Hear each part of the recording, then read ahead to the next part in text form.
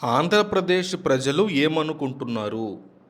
YS Vivekananda Reddy హత్య కేసులో YS Jagan యొక్క ఇన్వాల్వ్‌మెంట్ ఖచ్చితంగా ఉంది.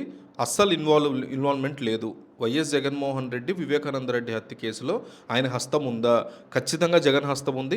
జగన్‌కి సంబంధం లేదు. ఈ రెండిట్లో ఒక్కటి కామెంట్ చేయండి. ఈ వీడియో జగన్మోహన్ రెడ్డి చూస్తారు కామెంట్స్, వైఎస్ సునీత కూడా చూస్తారు కామెంట్స్. ప్రజలు ఏమనుకుంటున్నారు ఈ విషయం గురించి? సిబిఐ ఏదో చెప్పింది, సిబిఐ కోర్టు ఏదో చెప్పింది, ఇవన్నీ పక్కన పెట్టేద్దాం. ప్రజలు ఏమనుకుంటున్నారు? వైఎస్ వివేకానంద రెడ్డి హత్య కేసులో జగన్మోహన్ రెడ్డి యొక్క హస్తం ఉంది, హస్తం లేదు. ఈ రెండిట్లో ఒకటి మిస్ అవ్వకుండా మస్ట్ అండ్ షుడ్‌గా కామెంట్ చేయండి. వైఎస్ సునీత, వైఎస్ జగన్ ఇద్దరు కూడా ఈ కామెంట్స్ చూసేలా చేస్తాను నేను. ఇది నా ప్రామిస్. కానీ కనీసం 1000 కామెంట్లతో ప్రజలు ఏమనుకుంటున్నారో వాళ్ళకి అర్థమయ్యేలా కామెంట్ చేసిన బాధ్యత నీ మీదే.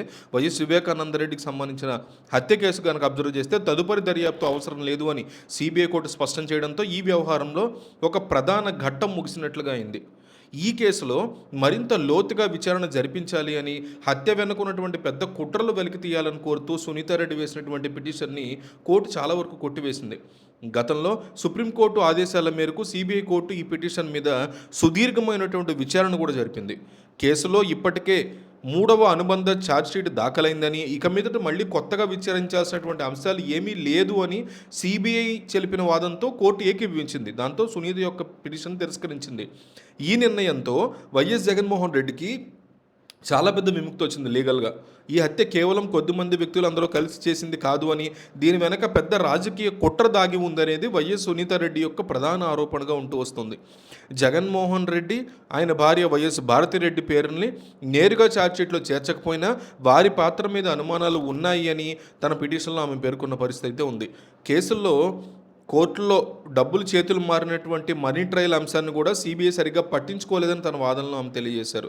అలాగే హత్య జరిగినటువంటి రోజున సాక్ష్యాల్ని ధ్వంసం చేయడం కావచ్చు, రాజకీయంగా ప్రభావం ఉన్నటువంటి వ్యక్తులను విచారించకపోవడం కావచ్చు, సాక్షుల్ని బెదిరించినటువంటి సంఘటనలు కావచ్చు, ఇవన్నీ పక్కన పెట్టి ఇవన్నీ లోపాలు అంటూ ఆమె చెప్పుకొచ్చారు.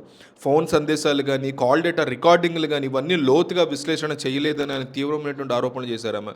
అయితే సునీతారెడ్డి లేవనెత్తినటువంటి సాంకేతిక ఆధారాల మీద సిబిఐ కోర్టుకి స్పష్టత ఇచ్చే ప్రయత్నం చేసింది. ముఖ్యంగా అర్ధరాత్రి సమయంలో పంపినట్లుగా చెప్తున్నటువంటి ఫోన్ మెసేజ్ టైమింగ్స్ అంతర్జాతీయ సమయం ప్రకారం ఉన్నాయని, వాటిని భారతీయ కాలమానంలోకి మారిస్తే అవి ఉదయం పంపినట్టు తేలుతుందని కూడా కోర్టుకి సిబిఐ వెల్లడించింది. సునీతారెడ్డి పదే పదే కొత్త పిటిషన్లు వేయడం వల్ల ప్రధాన కేసు విచారణ ట్రయల్ ఆలస్యం అవుతోందని కూడా సిబిఐ కోర్టు దృష్టికి తీసుకెళ్లడం అనేది జరిగింది.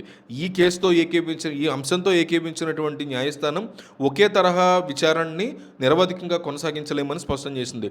కేసుని త్వరగా పూర్తి చేయాలని సుప్రీంకోర్టు యొక్క ఆదేశాలు ఉన్నందున కొత్తగా విచారణ జరపమని ఆదేశించేటువంటి అధికారం కోర్టుకి ఏమాత్రం లేదు అంటూ తెలుపుతూ ఆ పిటిషన్ని కొట్టేసింది.